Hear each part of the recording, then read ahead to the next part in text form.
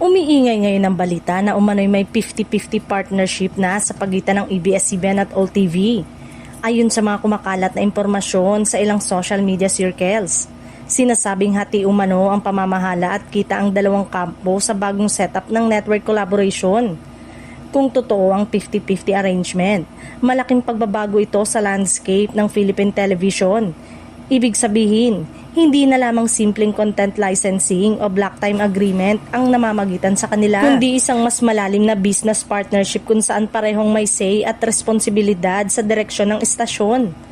Para sa ABS-CBN, ito ay maaaring maging estratehikong hakbang upang makabalik ng mas malakas sa free-to-air platform matapos sa mga nagdaang hamon sa prangkisa.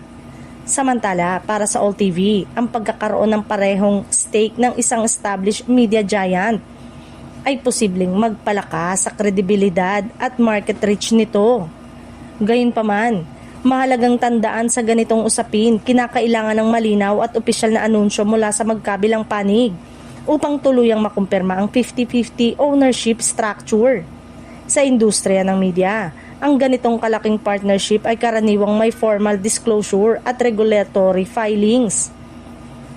Habang wala pang opisyal na pahayag, mananatiling bahagi ng usap-usapan ng balitang ito, ngunit kung sakaling mapatunayang totoo, tiyak na isa ito sa pinakamalaking media partnership sa mga nakaraang taon at maaaring magbago sa takbo ng free television sa bansa.